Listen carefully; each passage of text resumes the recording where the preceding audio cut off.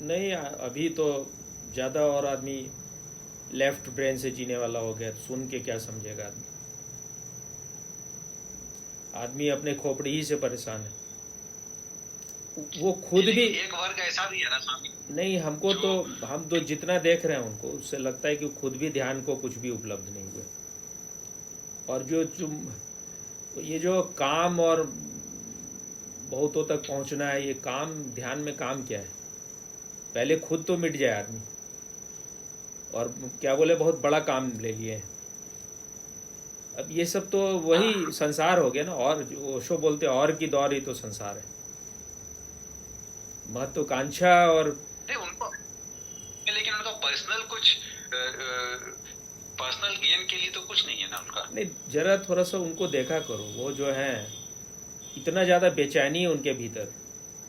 अगर वो देखो कहीं कुछ बोलते रहते हैं पहले, आजकल हम तो उस पर बहुत कमेंट किए हैं, तो अब देखें कि थोड़ा सा वो सब चीज़ उनका थोड़ा आदत चेंज हुआ है। जैसे कि वो बैठे रहेंगे, एक पेन लिए रहेंगे, वैसे से करते रहेंगे, और एकदम मतलब रेस्टलेस आदमी, बॉडी भी रिलैक्स नहीं है, होता नहीं मतलब। उनके संस्था से, उनके संस्था के कुछ लोगों से मेरी बात हुई थी, तो बता रहे थे कि थोड़ा बीमार रहते हैं वो।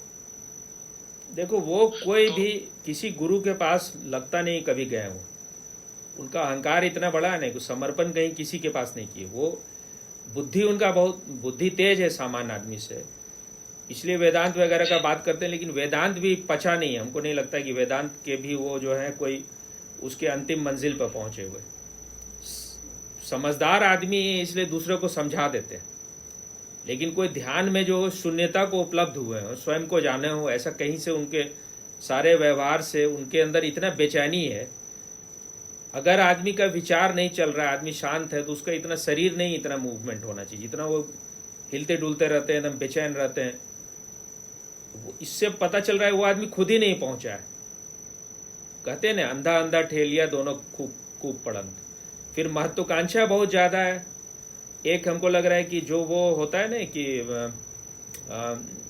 जैसे कि भी जॉर्ज सोरोस है, इंडिया में रिजीम चेंज करने के लिए बहुत लगा हुआ है, तो बहुत सारे लोगों को उसमें लगाया होगा, तो कुछ ऐसे लोगों को भी लगाएगा ना जो कि आध्यात्मिक गुरु जैसा काम करे, क्योंकि इस देश में अध्यात्म का बहुत प्रभाव है। अभी कितने सालों से ये सब चल रहा है कि लोगों को खड़ा किया जा रहा है। केजरीवाल को वो खड़ा किए हुए वही उस टाइप के लोग। फोर्ड फाउंडेशन जो है, वहां से केजरीवाल को फंड मिलता है। तो उन लोग दुनिया भर में हर जगह चाहता है कि उस सरकार को जो है, ऐसे सरकार को बनाया जो कठपुतली की तरह काम करे। इनके जो बहुत सारा चीज है ना, जैसे कि मेनका गांधी से बातचीत करना, और पेटा इनको अवार्ड भी दिया है। पेटा अपने में बहुत ज्यादा कंट्रोवर्शियल ऑर्गेनाइजेशन है। ऐसे तो वेजिटेरियनिज्म को, वेगन और वेजिटेरियनिज्म को प्रमोट करता है, लेकिन उसके सारे मेंबर ऑलमोस्ट नॉन वेजिटेरियन, और काफी क्रुएलिटी उन लोग एनिमल के साथ करता है। जैसे होता है ना कि ऊपर से मुखौटा तो ठीक है, और एक आदमी को जो है, मतलब जो प्रेजेंट गवर्नमेंट है उसको चुन लेना, सीधे स्पष्ट बात शब्दों में नहीं बोलते हैं कि हम मोदी के खिलाफ बोल रहे हैं, लेकिन वो इसी गवर्नमेंट के खिलाफ होता है बात। अगर आदमी अगर सच में जो है उसको लग रहा है कि भाई जो सरकार जो चल रहा है वो जो है देश में ठीक नहीं रहा है, तो आप वहां से शुरू कीजिएगा ना, कि जहां जो लोग पहले सरकार में रहा है। 10 साल में जो मोदी जो काम किया है, वो पहले सारे गवर्नमेंट से बेटर काम किया है, तो आप उसी को चुन रहे हैं। जैसे केजरीवाल भी आया, तो केजरीवाल जो था इंडिया अगेंस्ट करप्शन के नाम पर आया, और वो जो है वो उसका सारा जो किनके खिलाफ था, वो जो जैसे कि जितने भी लालू यादव हो गया, सोनिया गांधी हो गया, जितने शीला दीक्षित हो गया, सबके खिलाफ वो दिखाता था कि ये लोग ये करप्शन कर किया है, और इलेक्शन लड़ गया जाके नरेंद्र मोदी से। और ये कहा जाता है कि वो कांग्रेस का बी टीम है, जो कांग्रेस को अब समझ में आ गया था कि अब हम सरकार नहीं बना सकते हैं, तो किसी को बनाना होगा। तो इसलिए कांग्रेस का भी तो डील है ना चाइना से, साइन किए हुए मेमोरेंडम ऑफ अंडरस्टैंडिंग। दुनिया भर में हर देश लगा रहता है कि भाई आप, अगर आपके देश में अगर कमजोर गवर्नमेंट हो तो उसको लाभ है। ये देखते हैं कि हर समय ये जो प्रेजेंट गवर्नमेंट है उसके खिलाफ बात करता है, सांकेतिक रूप से बात करता है, सीधे स्पष्ट नहीं बोलता है। जैसे एक वो अभी बोला था, अभी उसका एक सुन रहे थे, उसमें बोल रहा था, एक कहते ने एक अकेला सब पे भारी, मोदी के बारे में बोलते हैं। जी जी। तो वो अपना लिख दिया आम आदमी सब पे भारी, आम नर नारी सब पे भारी। तो हम क्योंकि उसको बहुत दिनों से सुन रहे हैं और उसके सारे गेम को समझते हैं, तो हम बोले तुम सबसे बड़े हरामी, तू सबसे बड़ा हरामी। अच्छा अच्छा। तुम एज ए कास्ट ब्राह्मण हो क्या? नहीं स्वामी जी। तो क्या हो तुम? ब्रह्म भट्ट बोलते हैं। ये क्या होता है? ये जैसे पहले राजाओं के दरबार में उनका प्रशंसा किया करते थे, अच्छा, बेवकूफ बना के पैसा कमाया करते थे। अच्छा, तो ये मतलब जैसे वर्ण हम लोग के यहाँ 4 होता है, वर्ण ओरिजिनल तो 4 ही है ना, तो उसमें कोई वर्ण है इसमें? ब्राह्मण भी आएगा है, ब्राह्मणी में आएगा। जी जी जी। हम का ही सब कास्ट है। अच्छा अच्छा।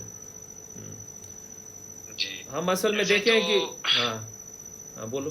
जो भट्ट लगाते हैं ना, भट्ट। हाँ हाँ जी, तो हमारे कास्ट में भट्ट लगाते हैं। हाँ। लेकिन क्या है कि जो भट्ट नॉर्थ कश्मीर वगैरह में लगाते थे, उधर से ही कोई माइग्रेट पहले हुए होंगे वैसा। अच्छा। बिहार में आते आते हमारा जो मतलब भट्ट वाला था वो इकोनॉमिकली बहुत ज्यादा वीक हो गया, और यहाँ के ब्राह्मण जैसे मैथिली ब्राह्मण हैं या सरयू पारिन कहानी, ब्राह्मणों में बहुत डिवीजन है ना। हाँ।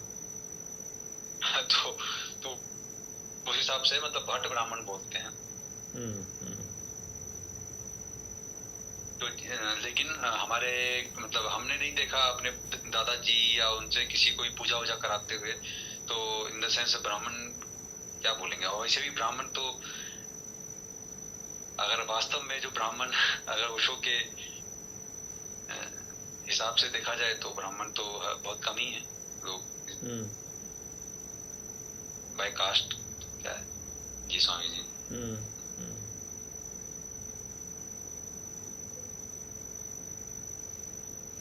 नहीं, ये जो आदमी है आचार्य प्रशांत, ये खुद भी ब्राह्मण है।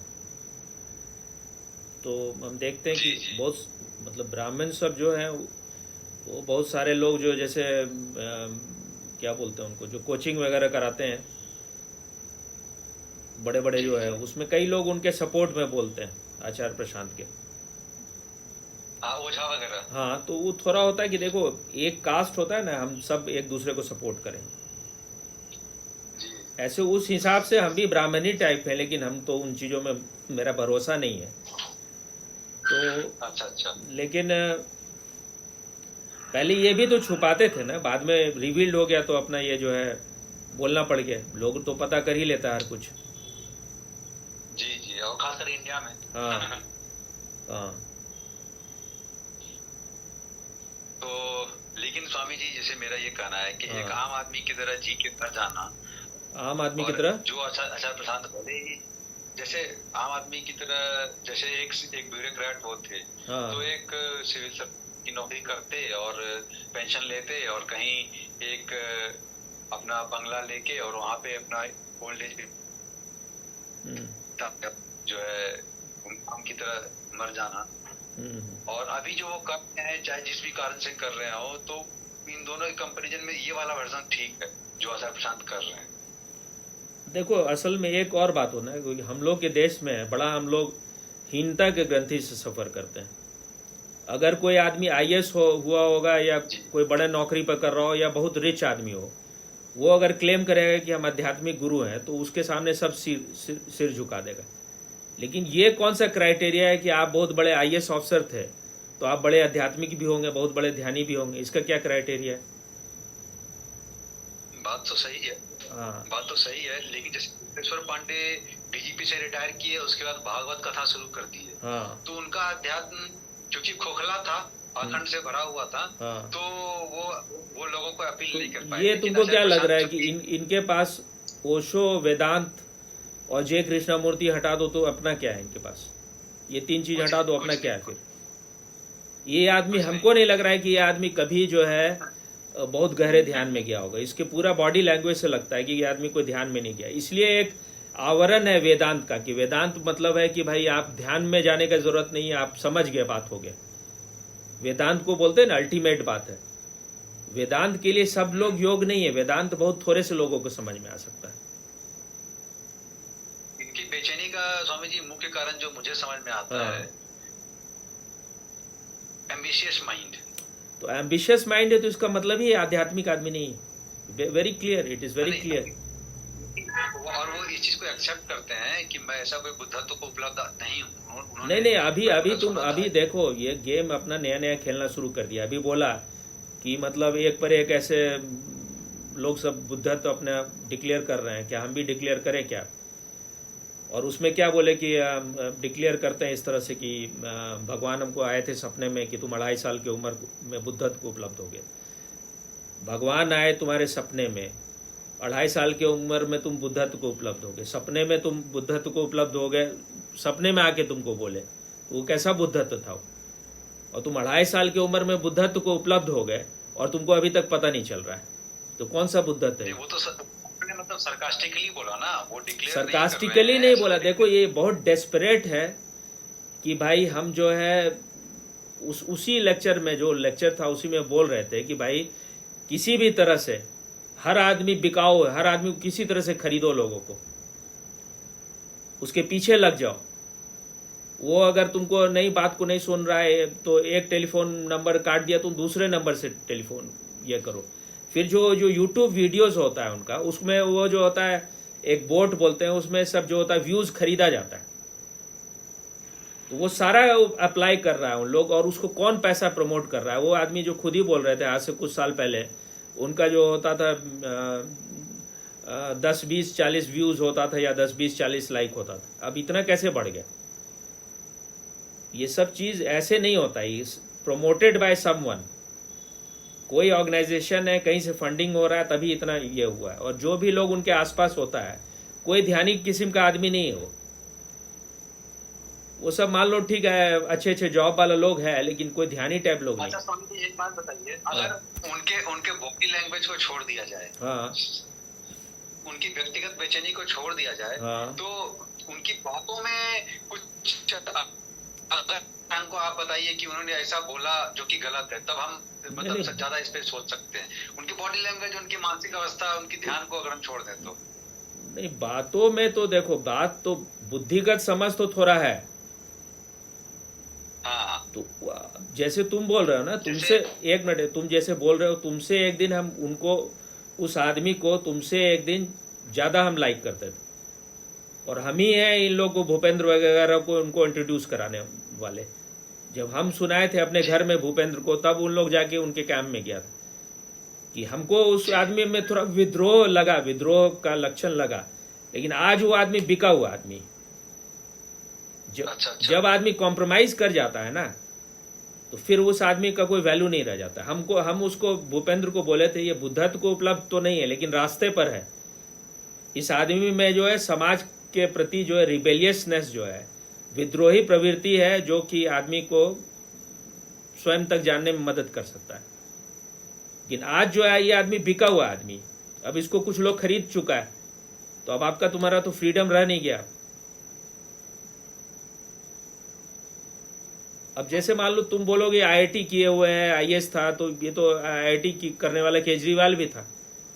जो आदमी आया था करप्शन के खिलाफ लड़ने के लिए, वो सबसे भ्रष्ट सिद्ध हुआ। आज तक हिंदुस्तान के इतिहास में भ्रष्टतम नेता सिद्ध हुआ, जिसका सारा पूरा कैबिनेट जेल में है। तो ये क्या देश को बदलेगा?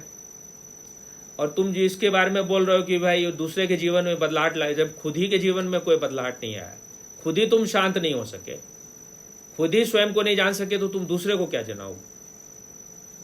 वही बात अभी हम कोट कर रहे थे ना, अंधा अंधा ठेलिया दोनों को पड़ा। जैसे ये सवाल भी उससे लोगों ने किया, हाँ, तो उनका जो आंसर था, जो मैं सुना था, हाँ, कि जहां से मैं देख रहा हूँ मुझे इस दुनिया में इमरजेंसी नजर आ रही है। वो सब एम्बिशन है बस।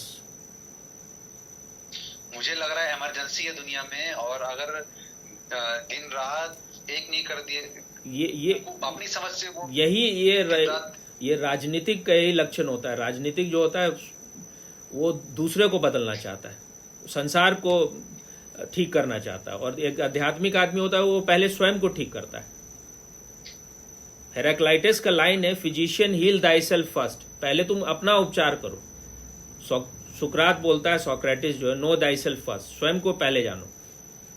तो तुम खुद को जाने ही नहीं, तुम्हारे अंदर का अंधेरा दूर हुआ नहीं, तुम बुद्धिमान आदमी हो, समझदार आदमी हो, तुम दूसरे लोगों को बेवकूफ बना सकते हो। और ये करुणा भी जो है ना, उस अशुद्ध करुणा है। पहले तुम अपने को जानना, अपने को ठीक करना कठिन काम है, दूसरे को ठीक करना आसान काम है भाई। तुम्हारे भीतर तो बीमारी दूर हुआ नहीं, तुम दूसरे की बीमारी दूर करने लग गए। देखते हैं अभी इनका आगे क्या और चेंजेस ये लाते हैं अपने अप्रोच में। इतने सारे लोग जुड़े हैं इनसे, तो देखो ये सब कोई क्राइटेरिया थोड़े है, भीड़ बहुत हो जाए। जीसस के साथ तो 12 आदमी थे, दुनिया का सबसे बड़ा धर्म है।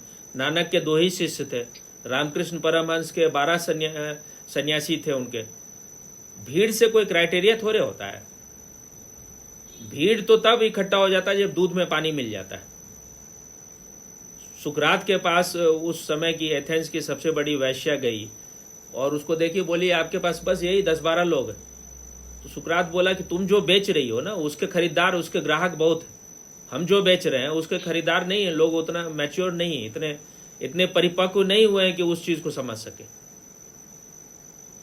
इनके अंदर से ओशो, कृष्णामूर्ति और वेदांत को निकाल दो, ये सब चीज सर से निकाल दो, इनका अपना ओरिजिनल कुछ भी नहीं।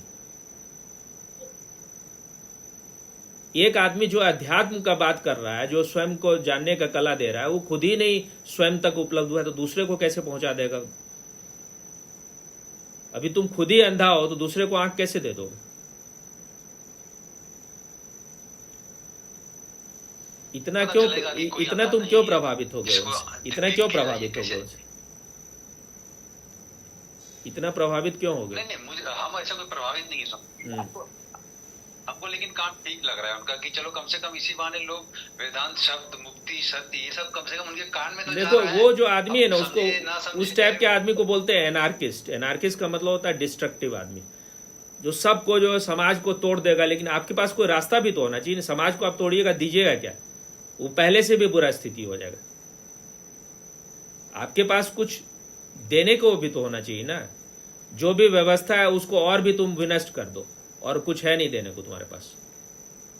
तुम्हारा अपना महत्वाकांक्षा है, तुम जो है वही डिक्टेटोरियल माइंड है। स्वामी जी, आप बताइए, ओशो के जो मेडिटेशन सेंटर्स हैं उसका हालत भी आपको पता है? हाँ, क्या हालत? जैसे तुम ज्यादा आजकल जानते हो, तुम ज्यादा जानते हो ना, हम तो ज्यादा जाते नहीं आजकल। बताओ हालत क्या है? हालत यही है कि जैसे लोग, सबसे पहली बात तो जो आते हैं उनमें से 70% जो है वो मेंटली डिस्टर्ब, ऐसा कोई बहुत ही सत्य के प्यासे और ऐसा कोई, मतलब बहुत कम ही आते हैं वैसे। जो लाइफ से बहुत फ्रस्ट्रेट हो गया, परेशान हो गया, ठीक है, मतलब वो भी एक तरीका है। जब तक दुख नहीं आएगा तब तक आदमी ढूंढेगा कैसे, ये भी एक रीजन है। बट उससे हो क्या रहा है? जैसे अगर ठीक है, ध्यान हम कर लिए और हम शांत हो गए। अब एक शांत व्यक्ति, अब जैसा हम देख पा रहे हैं, जितने लोगों को हम देख पा रहे हैं, वैसे तो बहुत कुछ हो जाना चाहिए था। जिनको ध्यान लग गया और जो जिनको स्वाद आ गया उस चीज का, वो तो फिर तो कुछ खुशबू फैलनी चाहिए ना। मतलब खुशबू क्या फैलनी चाहिए? गुलाब का फूल खिला हुआ है और तुम अपना नाक बंद किए हो तो खुशबू मिल जाएगा। गुलाब का फूल किसी को इनवाइट कर रहा है कि भाई आओ, हम खिले हुए हैं। ये सब जो है, ये तो राजनीतिक का बात है ना भाई। कोई आदमी शांत हो गया, किसी को प्रेम हो गया, वो प्रेम में एकदम पूरा दीवाना है, तो तुम बुद्ध क्यों घूमते थे? गाँव क्यों घूमते थे? तब बुद्ध क्यों गाँव जाते थे?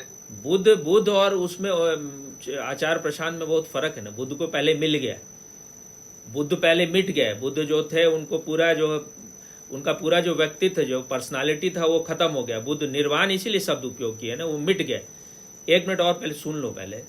उसके अलावा जो बुद्ध जो है, एक आदमी कोई बुद्धत्व को उपलब्ध होगा, दूसरा होगा, दोनों एक जैसा नहीं होगा ना। एक बुद्धत्व को उपलब्ध हो जाएगा, उसके पास वो टैलेंट है कि वो अपने बुद्धत्व को दूसरे तक पहुंचा दे, तो बुद्ध में उन अंतर प्रेरणा हुआ दूसरे तक हम फैलाए।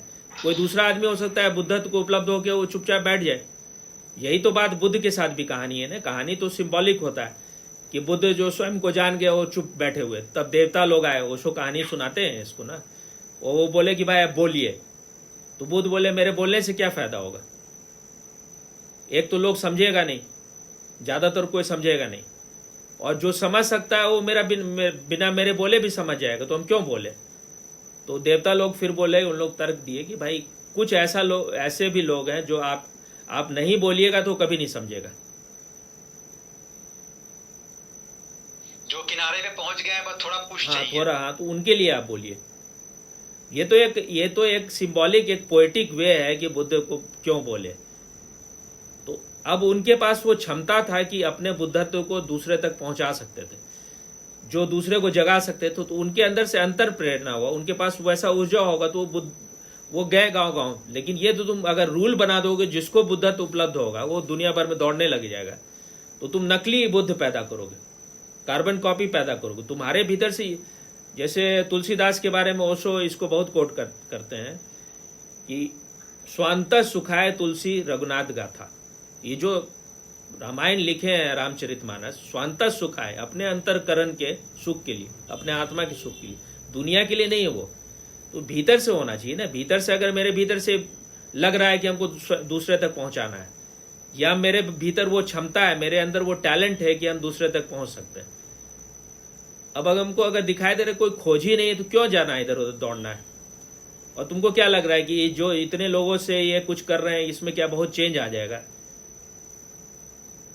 कुछ समय के लिए उसको थोड़ा राहत मिल रहा है, जो लोग उनके पास है थोड़ा बहुत, ये सब सुन के कि हम कोई यात्रा पर है, कोई मतलब ज्यादा अर्थपूर्ण यात्रा पर है। लेकिन एक समय आके उनको लगेगा, जब अगर आपके पास कोई पात्रता ही नहीं है, गुरु जिसको आप गुरु मान रहे हो वो आपको कोई रास्ता दे ही नहीं पा रहा है कुछ खास, एक दिन वो सब वहां से बोर हो के या तो चला जाएगा, या उसको भी लग रहा है कि हम एक बिजनेस में, हम एक ऑर्गेनाइजेशन बना दिए हैं। अच्छा, और जो तुम बात बोल रहे हो कि भाई कुछ IAS बन के अपना नौकरी करते, पेंशन करते, क्या बोले ये सब, तो ठीक है। लेकिन इसमें जितना ज्यादा आपको इतने लोग आपको आदर से देखते हैं, पैर छूते हैं, गुरु मानते हैं, वैसा IAS को किसी को नहीं होता है। ये ज्यादा लुक्रेटिव जॉब है, इसमें अहंकार को तृप्ति ज्यादा मिलता है। गुरु बनने में जो है ना, झूठे गुरु बन के बैठने में ज्यादा अहंकार को तृप्ति।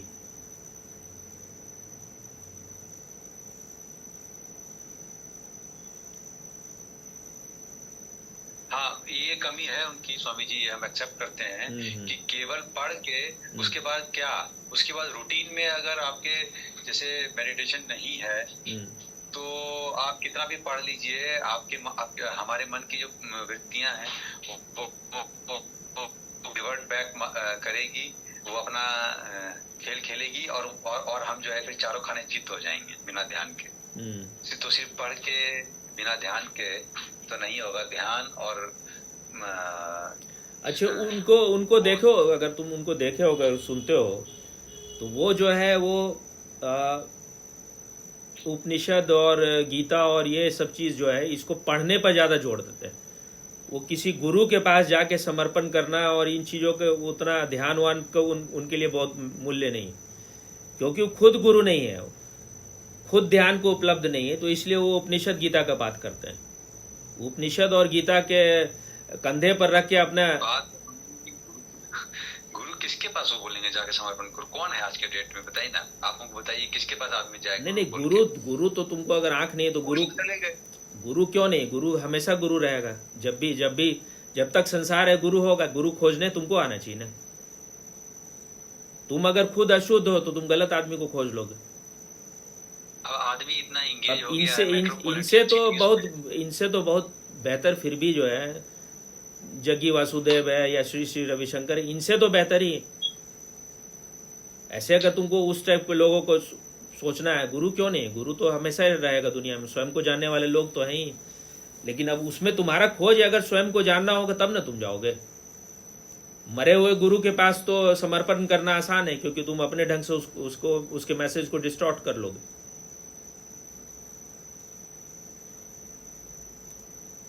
वही गुरु है जो तुमको तुम्हारे तरफ मोड़ दे, जो तुमको तुम्हारे से परिचय करा दे, जो तुमको बाहर की तरफ नहीं ले जाए, स्वयं की तरफ मोड़े। और कोई गुरु, कोई भी दुनिया का कोई गुरु जो है ना, तुमको आत्मज्ञान नहीं करा सकता। आत्मज्ञान के लिए मार्ग बता सकता है, और क्या उसमें बाधा है, किस दिशा में तुम जा रहे हो, तो अपने से दूर जा रहे हो। ये तो इसका पूरा जो है, पूरा जो मार्ग यानी फ्रॉम हियर टू हियर है, फ्रॉम हियर टू समवेयर नहीं है, हियर टू हियर, यहीं पर ठहर जाना है, इस क्षण में ठहरना है, स्वयं में होना है। तो कोई गुरु, तो तुम क्या, गुरु का क्या मतलब सोचते हो कि गुरु का मतलब होगा कि कोई वो हाथ घुमाएगा और तुम एकदम समाधि लग जाएगा या सतोरी लग जाएगा? ऐसे कुछ नहीं। अगर इतना बचकाना बुद्धि है कि भाई गुरु कोई ऐसा होगा, गुरु तो तुम्हारे पास आंख होना चाहिए ना। आखिर अगर उनके प्रति, उनके पास लोग क्यों जाता है? वो वहां लिखा होता है कि वो मतलब भूतपूर्व जो है प्रशासनिक सेवा में थे, वो आईआईटी किए हुए हैं, मैनेजमेंट किए हुए, तो ये सब चीज उनका ये है, इसके वजह से ज्यादातर लोग जा रहा है। उसके अलावा जो है वो थोड़ा बोलने में थोड़ा बेहतर है सामान्य आदमी से। चलिए अभी क्या कर सकते हैं, अभी तो और हम ऐसा कोई उनको फॉलो नहीं कर रहे हैं, हम तो ओशो को ही अभी डेली बेसिस पे सुनते हैं। हाँ। और हमको जैसे थोड़ा बहुत शॉर्ट्स वगैरह आचार्य प्रशांत का आता है, तो बौद्धिक तल पे हमको भी मतलब ठीक है वो। देखो हम जो है इतने साल ध्यान करने के बाद आज उनके गेम को समझ रहे हैं ना, तो तुमसे तो हम कोई अपेक्षा भी नहीं कर रहे हैं तुम समझ जाओ। और वैसे किसी मतलब कचड़ा कुछ सुनने से तो बेहतर ही है उनको भी कुछ तो आदमी में समझ है, ऐसा तो हम नहीं डिनाई कर रहे हैं। और हम भी उनको कोई, हम भूपेंद्र को बहुत साल पहले से उनको बोले कि ये आदमी उनको जेन्युइन लगता है, इस आदमी में कुछ प्रामाणिकता है, कुछ विद्रोह वाला बात है। ये आदमी बुद्धत्व को उपलब्ध हुआ हो या ना हुआ हो, लेकिन ये उस रास्ता में है, हम बहुत पहले बोले थे। क्योंकि ज्यादा अब किसी आदमी पर हम क्यों उतना ध्यान दें? जब तुम ध्यान को, खुद तुम्हारे अंदर ध्यान होता है, तुमको सब पूरा दुनिया ही अच्छा लगता है। सब कुछ लागे नया नया, कुछ गाना है ना पुराना, मैं वही दर्पण वही क्या है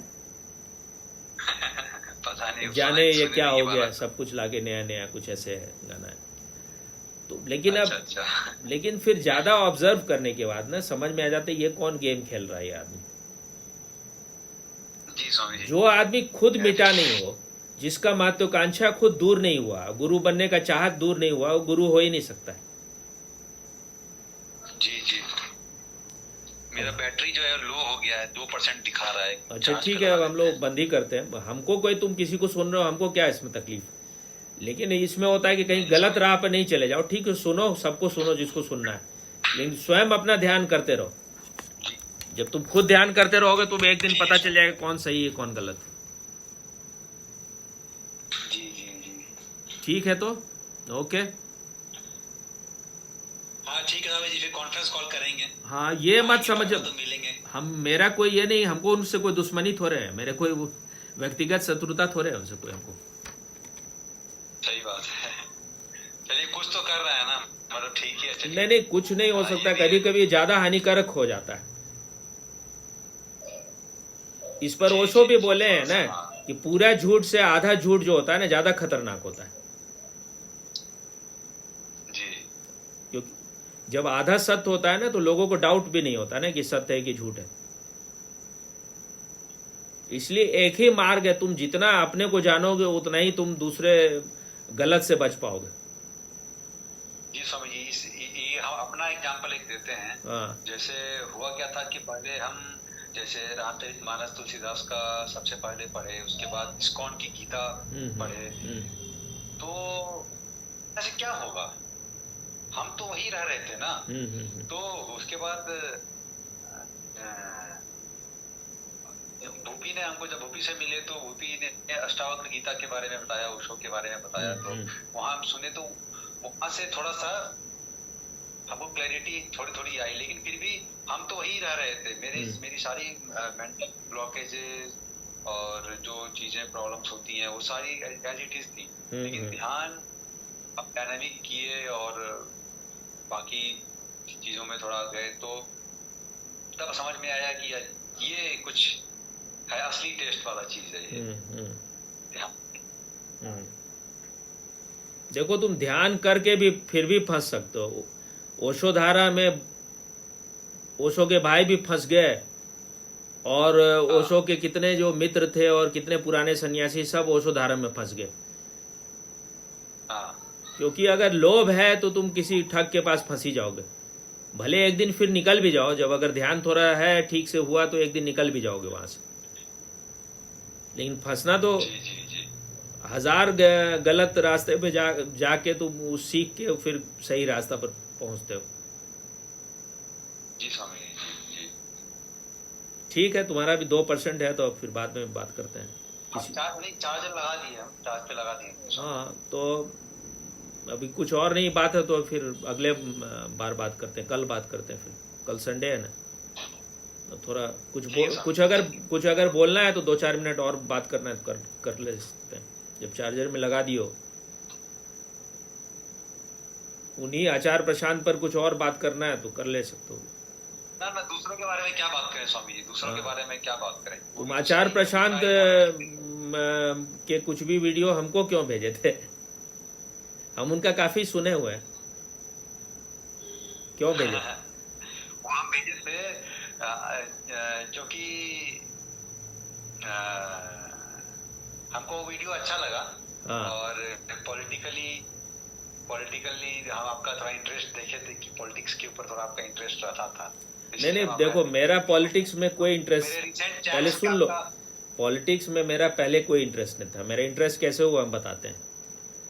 एक लड़का था, धीरज नाम था, उसके फादर जो है श्याम सरस्वती थे, वो ओशो के समय के सन्यासी हैं।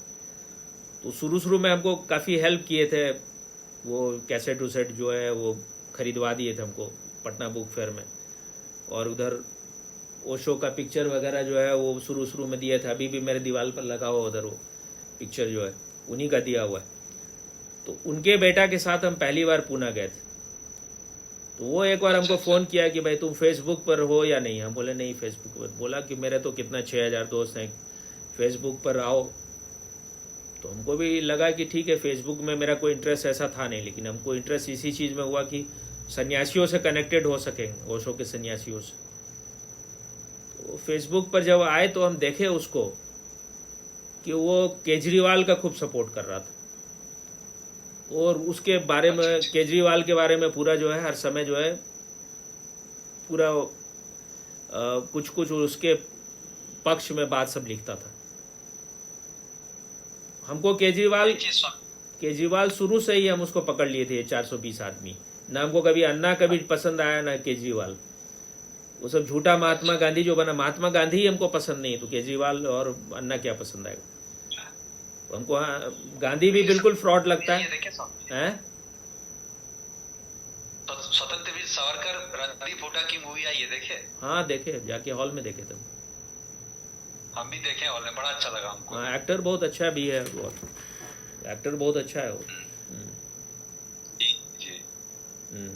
तो हमको बहुत अच्छा लगा सावरकर वाली मूवी। हाँ, मूवी है ही अच्छा है।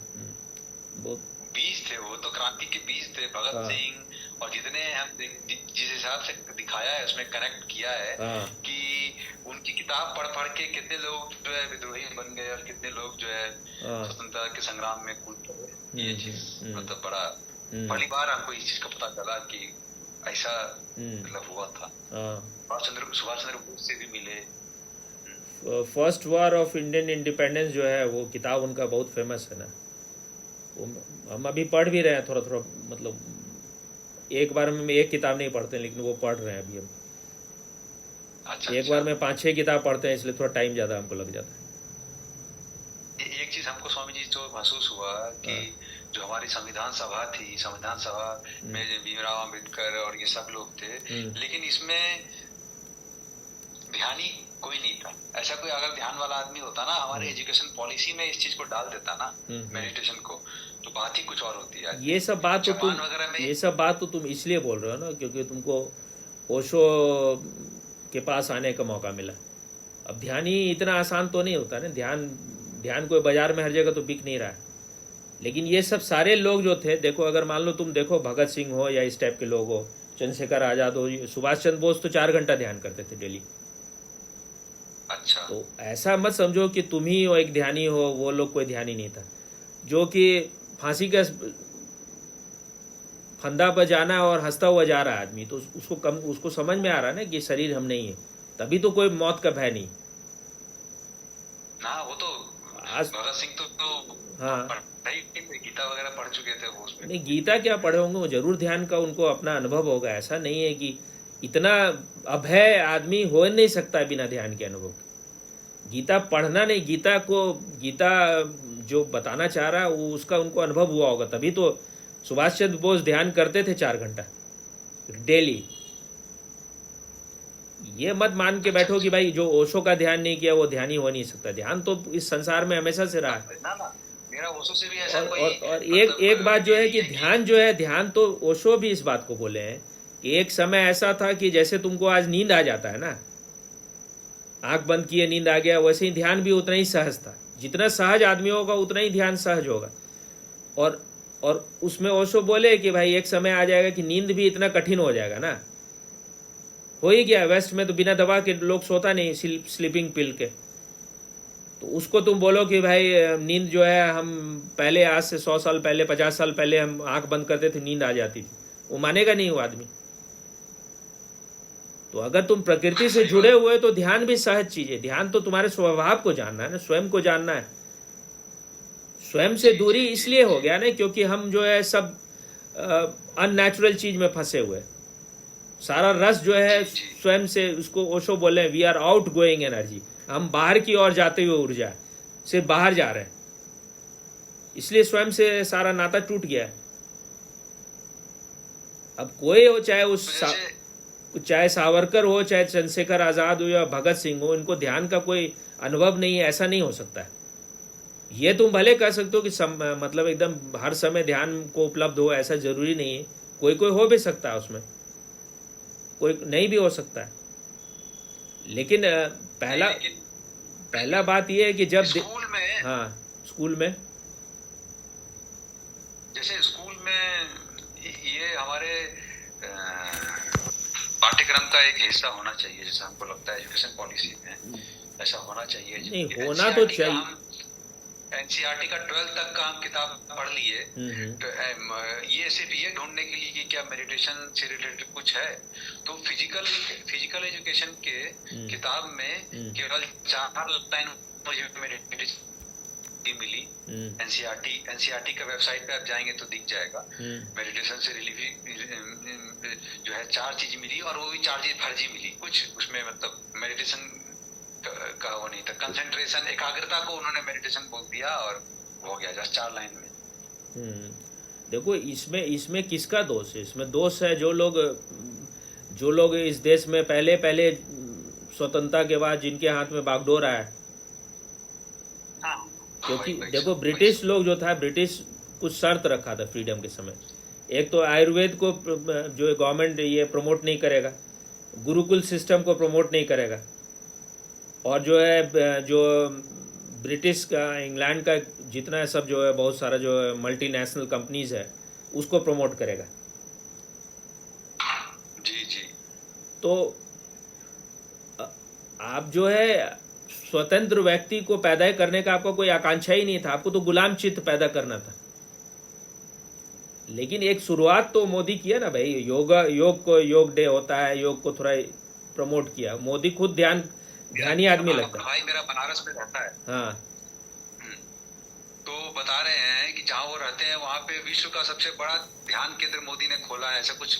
वहाँ पे योग, ध्यान, इन सब से पूरा एक मतलब कॉम्बो पैक टाइप का वहाँ पे खोला है। उसके बारे में ज्यादा हम पढ़े नहीं है, लेकिन अभी हाल फिलहाल में ही उसने वहाँ पे उद्घाटन किया है उसका। मतलब हाँ मालूम, थोड़ा हम भी सुने हैं उसके बारे में। हाँ। लेकिन अगर तुम मोदी को पर्सनली देखो तो यह आदमी बहुत ज्यादा जागरूक सजग लगता है देखने से, ये जो सामान्य। बहुत सही, बहुत सही। अभी तो और अभी एक जो है कुछ दिन पहले मेरे पास आया था, अभी हम मोदी के मुंह से वो बात सुने कि वो जो है विकसित भारत कैसे हो, उसके लिए 15 लाख लोगों को वो भेजा था उन लोग जो है कि मतलब आप सजेशन दीजिए कि उसमें क्या क्या करने का जरूरत है। तो मेरे पास भी वो आया था, 15 लाख लोगों में एक मेरे पास भी आया था। तो हम जो है जो ये जो महिला थी अभी जो मलेशिया में रहती है, वो जिससे बात कर रहे थे अभी, तो वो वीडियो जो भी हम बनाते हैं वो रिकॉर्ड मतलब वो उसको यूट्यूब में डालती। तो हमारा था कि हम वीडियो बना बना के भेज देंगे, लेकिन वो उस समय वो थोड़ा बिजी थी अपने कॉलेज के काम में, तो नहीं कर पाए, समय पर नहीं कर पाए। लेकिन अभी हम भेजेंगे। उसमें पहला चीज़ तो वही मेडिटेशन डालेंगे कि मेडिटेशन कंपलसरी होना चाहिए स्कूल से ही। तो उसमें जो है अब उन लोगों को कहीं ना कहीं से तो पता है ना भाई, हम जो है मोदी के बारे में भी कई बार बोले हुए हैं, और कई नारा जो है मोदी का जो है मोदी मैजिक वगैरह हमारा दिया हुआ है। उसके अलावा जो है जब वो शुरुआत हुआ था, अर्नब उसको काफ़ी बोलता है, अर्नब जो रिपब्लिक टीवी का, वो हम ही पहले बोले थे कि इट इज़, जब 2014 का इलेक्शन हुआ था तो हम बोले थे it is not a fight between Congress and BJP, it is a fight of one man against all. ये जो है इन लोगों को कोई दूसरे से कोई दिक्कत नहीं है, इनको बीजेपी से भी कोई दिक्कत नहीं, इनको दिक्कत है मोदी से, क्योंकि मोदी इज इनकरप्टेबल।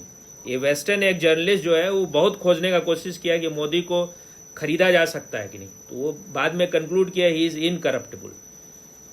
तो मोदी को तुम हम लोग जैसे मान रहे हैं कि मोदी जैसे बहुत सारा लोग बोलता है कि भाई पार्टी आते रहता है जाते रहता है, कभी बीजेपी होगा कभी कांग्रेस होगा, नेता आते रहते हैं जाते रहते हैं, ऐसा नहीं होने वाला है। कोई मोदी योगी जो है हर दिन नहीं आने वाला है।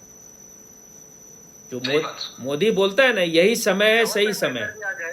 जैसे कोई हो सकता है, कोई ऐसा अर्जुन भी पैदा हो जाए अगर कृष्ण जैसे गुरु के संरक्षण में कोई होता है। देखो इस देश का सबसे बड़ा जो दुर्भाग्य है ना कि जब समय होता है तो हम लोग सही आदमी को मिस कर जाते हैं। ओशो थे तो अगर ओशो के समय अगर हिंदुस्तानी ज्यादा से ज्यादा लोग उनके पास जाता तो कल्याण हो जाता लोगों का।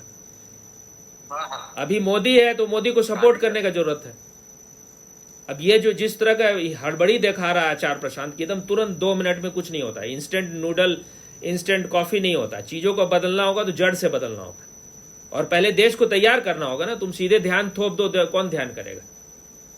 भूमिका बनाना होगा ना। योग आसन दिया भाई, कम से कम शरीर तो तुम्हारा स्वस्थ हो। आखिर पतंजलि जब बात करते हैं, पतंजलि के बारे में ओशो बोले हैं कि वो भीतरी जगत के आइंस्टीन, वो जो मार्ग पूरा है उनका पूरा जो है बिल्कुल वैज्ञानिक है। तो उसमें क्या है? यम नियम आसन प्राणायाम प्रत्याहार धारणा ध्यान समाधि।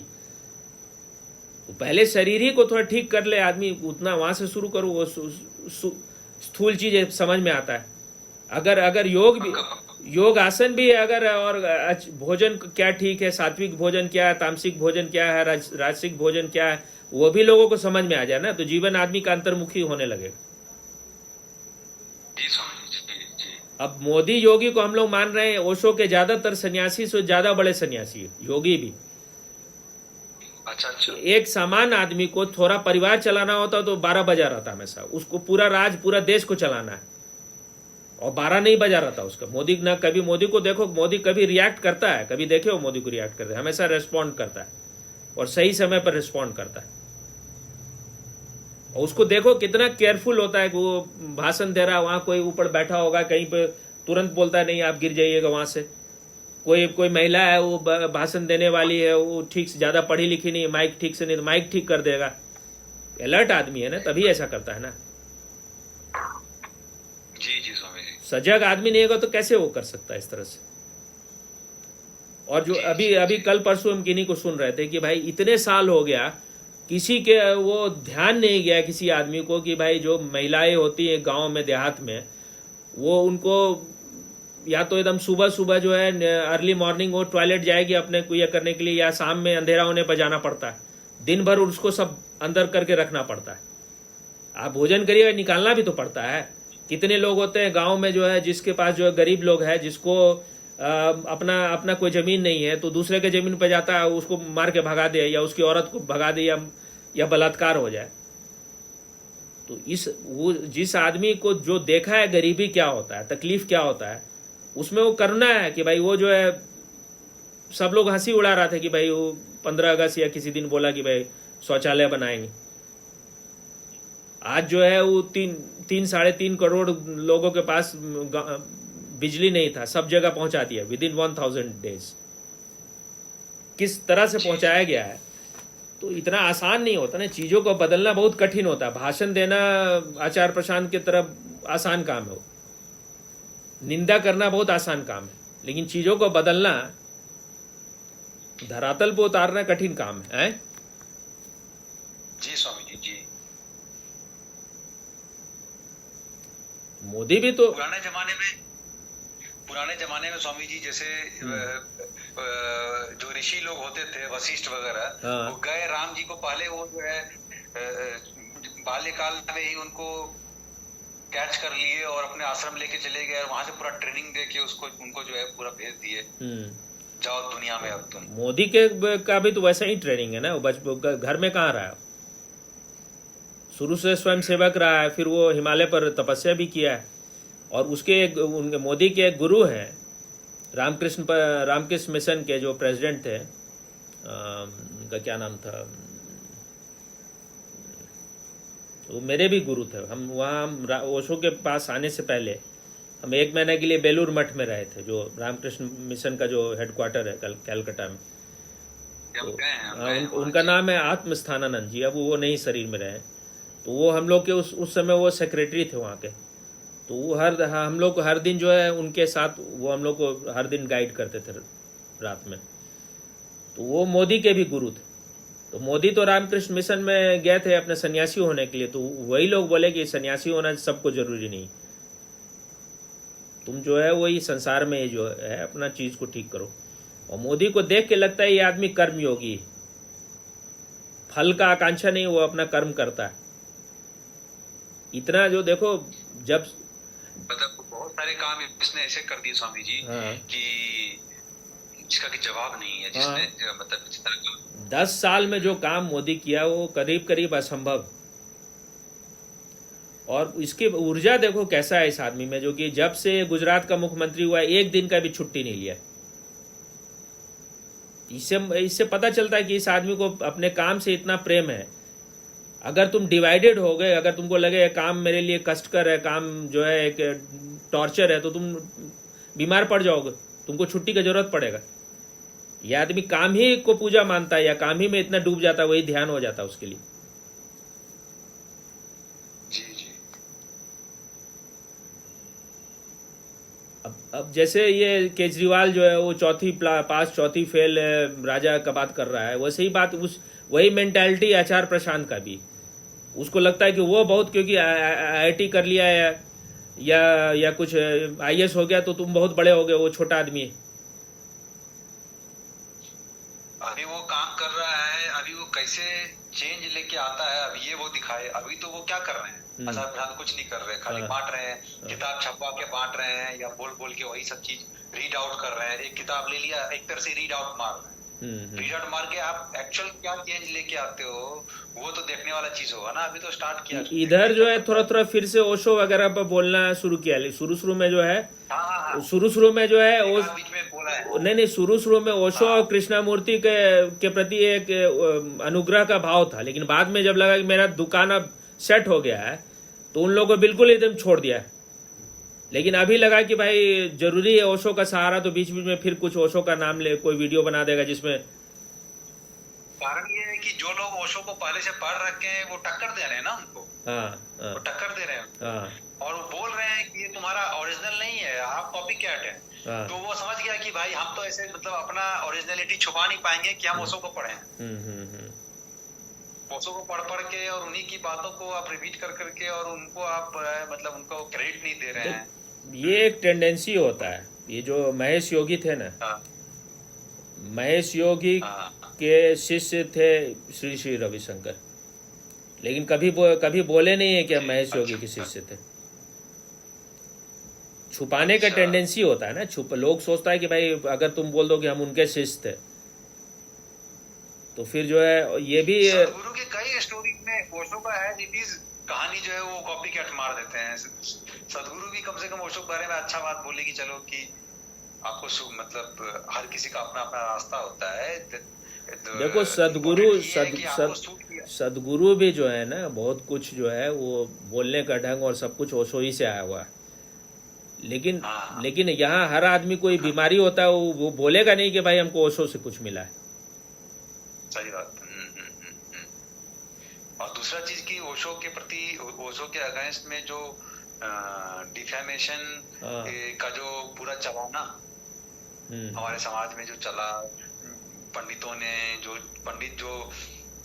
बुद्ध के अगेंस्ट भी चला है, ओशो के अगेंस्ट भी चला है तो जो समझे नहीं, अब समझने के लिए तो टाइम देना पड़ेगा, समझने के लिए खुद को देना पड़ेगा। खुद को कौन देता है? ऐसे सुने हैं कि श्री श्री रविशंकर भी ओशो के पास शायद आए थे एक बार, पटना ही में हो रहा था ना। अच्छा। पटना में एक जगह थे वो क्या नाम है उनका, वो जो दरभंगा वाले कौन महाराज है, कौन महाराज थे? लक्ष्मीश्वर, दरभंगा महाराज या क्या जो भी थे, लक्ष्मीश्वर नाम था उनका, महाराज लक्ष्मीश्वर सिंह। पटना में उनका एक घर था, दरभंगा महाराज थे या कोई थे, उसी में वहां पर ठहरे हुए थे। तो वहां पर कोई प्रश्न उठाया उनसे। अच्छा। पूछा कि भाई ओशो बोलते हैं भाई संभोग से समाधि, संभोग से समाधि की ओर लोगों को रहता है, तो संभोग से समाधि हो सकता है क्या? तो फिर हम वहां पर हम उस बात को काटे। हम बोले भाई ओशो तो मतलब जो है वो इतने सारे संतों पर बोले हैं, कृष्ण पर बोले हैं, अष्टावक्र पर बोले हैं, कबीर पर, नानक वो बोले हैं, हजारों संतों पर बोले हैं ओशो। तो लोग उनके उसी किताब को क्यों पकड़ लेता है? नहीं, उसको भी पकड़ दो ना तुम। नहीं, अगर पकड़ना है तो उसको पढ़ लो। नहीं, हाँ, उसको भी कोई पढ़ा नहीं होता है ना, उसको भी कोई पढ़ा रहता नहीं।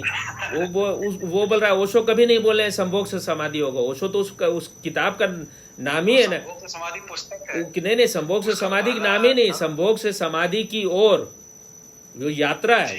संभोग से समाधि थोड़े बोले हैं ओशो कि संभोग में बस बोले हैं कि झलक मिलता है, लेकिन वो पूरा यात्रा है ना। संभोग तो पहला सीढ़ी है। तो जो संभोग से समाधि की ओर प्रवचन श्रृंखला का जो पहला शब्द है ओशो की है कि प्रेम क्या है। वो प्रेम से शुरू कर रहे हैं उस पुस्तक की शुरुआत जो है, प्रवचन श्रृंखला की शुरुआत प्रेम शब्द से है। तो उसमें तो स्टार्टिंग में ही समझ में आ जाना, फर्स्ट पेज से ही आदमी को समझ में आ जाएगा कि चीज क्या है। ये चीज जो चीज बोला जा रहा है या समझा जा रहा है, हमारा मन संभोग पे अटका हुआ है, उसको समाधि की तरफ कैसे मोड़ा जाए, ये उसमें बताया गया है। और झलक आपने कहा बिल्कुल सही, ये भी ओशो उसमें कहे हैं कि झलक मिलती है। तो संभोग समाधि की ओर एक पुस्तक को लेके लेके बहुत ज्यादा हमारे पिताजी खुद हमको बोलने लगे जब हम ओशो के बारे में। तो पापा हम बोले अरे हम खूब सुने आचार्य रजनीश को ऐसा ऐसा लेकिन वो खुद कितना डिस्टर्ब है, ये उनको जब हम बोलते हैं कभी कभी तब उनको समझ में आता है कि हम बोलते हैं तो ठीक है, आप सही बोलते हैं। जैसे आचार्य प्रशांत की बेचैनी ही उसका प्रमाण है कि उसका अंदर की क्या स्थिति है। देखो व्यक्ति के उस आचार्य प्रशांत को अगर तुम ऑब्जर्व करोगे तो काम और क्रोध दोनों, क्योंकि काम का दमन है, क्रोध का भी दमन है। क्रोध भी बहुत है उनके, काम को दबाएगा कोई आदमी तो क्रोध उसके अंदर होगा। क्रोध में मतलब क्रोध उनके अंदर भीतर बहुत ज्यादा है। और सुने भी है जो भी, जैसे जो लोग गया हुआ है, जैसे भूपेंद्र वगैरह गया है, तो बहुत क्रोधित हो जाते हैं वहां पर। वहां जब होते हैं। अरे कल ही हम देखे तो हम कल या परसों रात को जुड़े हुए थे। रात को लोग क्या है कि 10-11 बजे के आसपास लाइव जुड़ते हैं। तो दो बच्चे बोलिए या जो दो साधक बोलिए उनसे जुड़े हुए थे, उनके साथ ही साथ बैठे हुए थे, संस्था के थे उनके। तो वो लोग आंख बंद किए हुए थे। क्या कर रहे हो? बोलते क्या कर रहे हो? इधर देखो। तो उधर से कोई बोला कि ध्यान लगा रहा है। बड़ा ध्यान मत लगाओ, इधर देखो, मेरी तरफ देखो। बड़ा रूड वे में। तो हमको बड़ा मतलब वो लगा कि अगर कोई बंदा आंख बंद करके आपकी बात सुन रहा है, हाँ हाँ, हाँ, तो क्या दिक्कत है? हो सकता है उनके अंदर वो भय हो कि ध्यान को अगर उपलब्ध होने लगेगा तो हमसे ज्यादा ये पात्र तो खुद ही हो जाएगा। ध्यान के सुनते हैं, ध्यान के बहुत खिलाफ है आदमी, और ध्यान का कोई मतलब उनका ये उनके उनके उनके बोध उनके बोध के बिना ध्यान, उन, मतलब उनके शास्त्र के बिना ध्यान उनके से ऑर्गेनाइज दोनों चीज जरूरी है ना। नहीं, उनके ऑर्गेनाइजेशन में कोई ध्यान का व्यवस्था भी तो नहीं है। नहीं है, नहीं, यही तो दिक्कत है, बहुत बड़ा दिक्कत है। तो उनके लोग कभी ध्यान को उपलब्ध हो ही नहीं पाएंगे। हाँ हाँ, उनके लोग पढ़ के तो कुछ एक नहीं एक होगा। मिनट, उनके लोगों के ध्यान के मार्ग में जो सबसे बड़ा बाधा है वो उनका खुद गुरु ही है, जो ध्यान के खिलाफ है। तो उनके जो भी उनके साधक लोग हैं, उनके जो भी अनुयायी हैं, उसके सबसे बड़े दुश्मन तो खुद ही हैं। अरे ध्यान के पार तो तुम तब पहुंचोगे ना जब तुम सहज समाधि में उपलब्ध हो जाओगे। तो जो ध्यान को ही नहीं जाना वो ध्यान के पार कैसे चला जाएगा? हैं? आप कोई क्लास 1 का बच्चा है, हाँ। उससे आप बोलेंगे सीधा कि तुम हाँ। सुन के और समझ जाओ, तुमको ध्यान अलग से करने की जरूरत नहीं है, वो उसके लिए जो है उपयोगी नहीं है, उसका वो काम नहीं करेगा वो हाँ, चीज़ पे। तो वो जो वेदांत का बात करते थे उसी को ओशो बोलते थे। वेदांत वाले लोग हैं सब, दांत जिस सबका टूट गया है। हाँ। वेद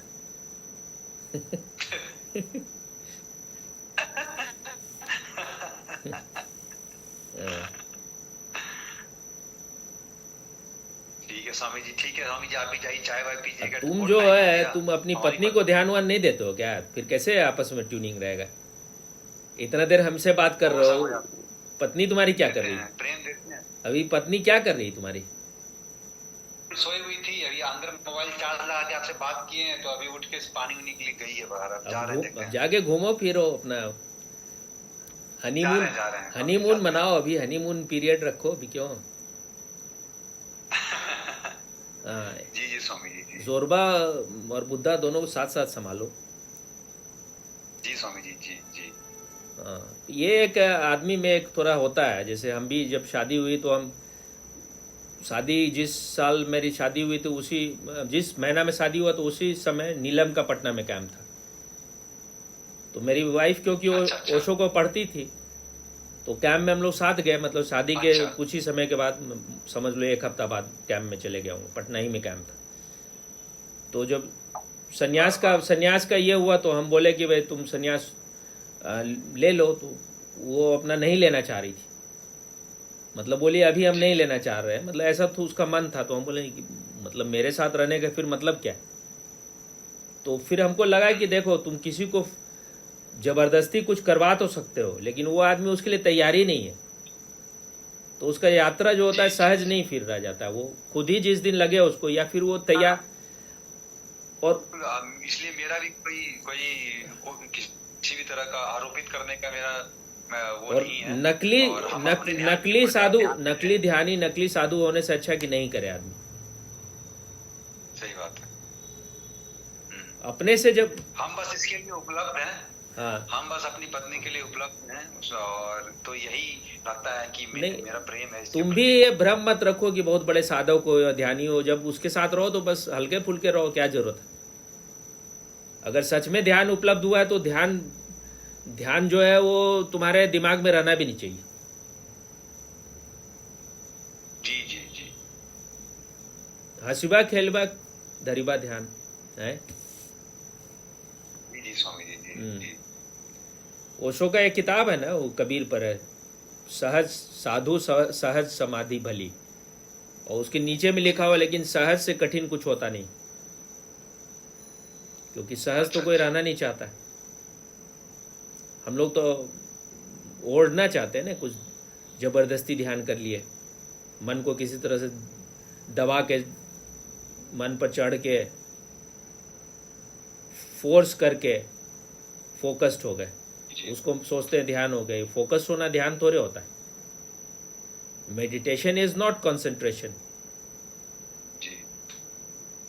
ठीक है, तो अब तुम भी निकलो, हम भी निकलते हैं। आज तो बहुत लंबा हो गया कई घंटा से चल रहा है ना। हाँ, इसको ओके, प्रणाम। इसको भी शेयर कर देंगे यूट्यूब में बाद में। ओके ठीक है स्वामी। ओके।